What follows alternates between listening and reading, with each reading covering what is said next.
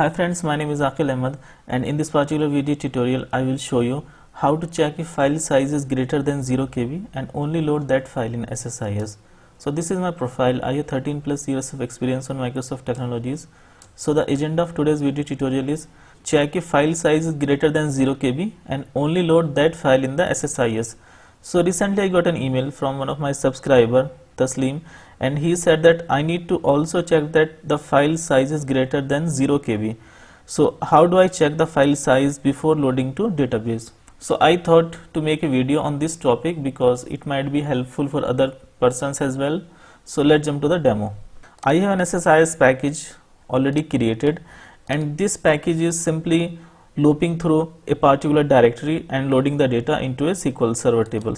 So if I show you the SSIS package, it contains two variables, file path and records inserted, and then in the for each loop container we are just looping through d files location, and we are just checking that if the file type is CSV, then the file name will be assigned to the file path SSIS variable, and then in the data flow task that particular file will be loaded to a greater than 0 KB SQL table, and the number of records inserted is assigned to the records inserted SSIS variable, and then in this particular task we are just inserting the information to file logs table, that how many records got inserted from a particular file. So this is the very simple SSIS package, and let me show you the table. So this is the table that will hold the final data, greater than 0 KB table, and this is the audit log table, file logs, which will contain the file loaded and number of records loaded from the file and the time when the file was loaded. So this is very simple configuration. So currently at d files location we got 4 files: $.csv, peso.csv, ruble.csv and the yen.csv.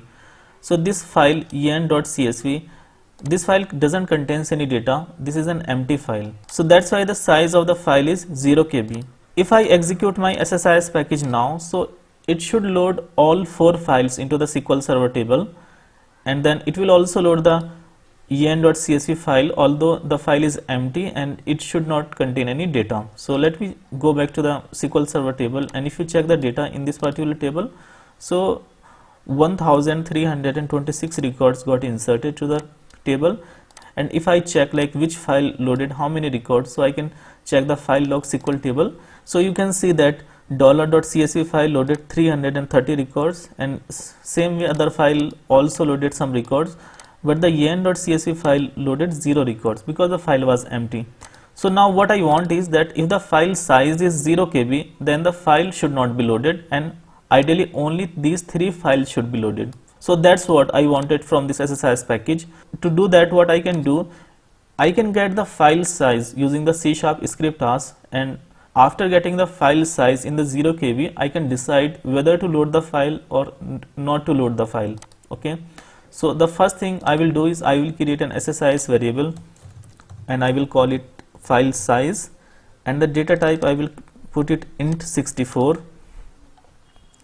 Now what I can do, I can just drag and drop an script task into the for each loop container, and I will call the script task as get file size, and then I can connect the script task with the data flow task, and I can right click on the script task, and now from the read only variables I will select the file path, because using the file path I will get the file size. Now in the read write variables I will select the file size, because I am going to assign some value to the file size based on the file path. Now I can click on the edit script, and it should open the script editor. So the script editor has been opened up, and now there is just one line of code that actually we need that will do the task for us, and the line is this one. We are getting the file size using the file info class in the bytes, and because we need the final size in the KB, so we are dividing the bytes with the 1024 to get the size in the kilobyte, and that kilobyte value is being assigned to the length variable. So I can declare a C# variable is string path, and its value will be assigned from the dts.variables, and the variable name is file path SSIS variable dot value dot to string. Okay, so the SSIS variable file path value will be assigned to the path local C# variable, And now this kilobyte size value will be assigned to the file size SSIS variable, which is of long type. So I can just copy paste this code here, and I can change the variable name to file size, and I want to assign the value from the length long variable. Okay, so this is just 3 lines of code, and maybe I can share this code with you. So the file size will be assigned to the file size SSIS variable. Okay, so I can just close this, click OK. So now before loading the data into the data flow task, what we will do, we will double click on this one, and then we will change the evaluation operation to expression and constants, and we can click on these 3 dots. Now we can drag and drop the file size to in the expressions, and we can put is greater than 0. So if the file size value in the KB is greater than 0, then this particular expression will be evaluated, and click OK. OK.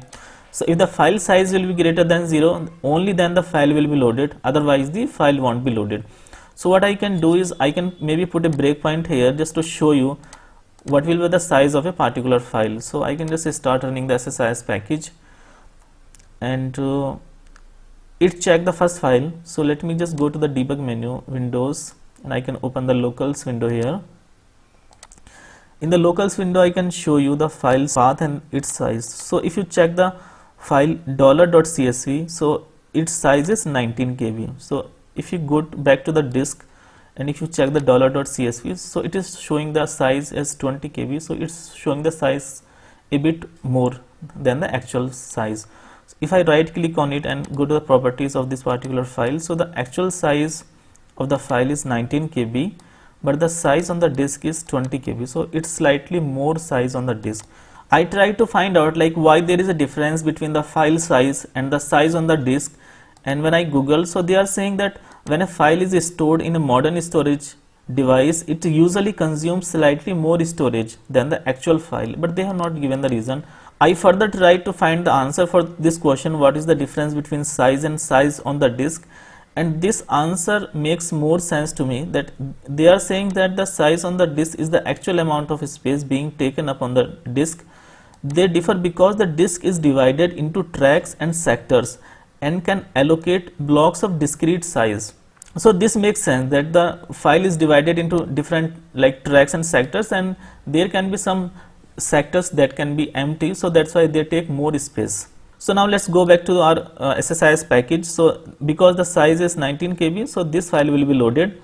So if I show you the data right now, so there should be one entry here. So this dollar file got loaded, and similarly the next one is rubble, it got loaded. Now the third one is so it seems like the package has been completed. And if I go back to the SQL server, and if I try to find the data from the file logs, so now you can see that there are just 3 entries, 3 latest entries, and the yen.csv file is not loaded because the file size is 0 KB.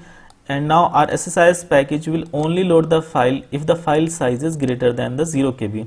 And now suppose if you want that you should only load the file if the file size is greater than 1 KB or 2 KB, then you can also manage that thing. Maybe you can put this thing here, that if the file size is greater than 1 KB, then only load that particular file. The reason is because this file yen.csv, this file doesn't contains any headers, and suppose if the file will contain some header information, and even though file will be empty but it will contain some header information, then the file size won't be 0 KB, it will be maybe 1 KB or 2 KB. So those things you need to see, like if the file is empty and if it has some header information, then what is the size of that particular file, and then you can put that particular condition accordingly here. So that should work. So I think that's it for today's video. Thank you guys for watching the video, and if you like the video, then please click the like button, do subscribe to our channel, press the bell icon and click on all so that you will be notified every time I upload a new video. Thank you so much.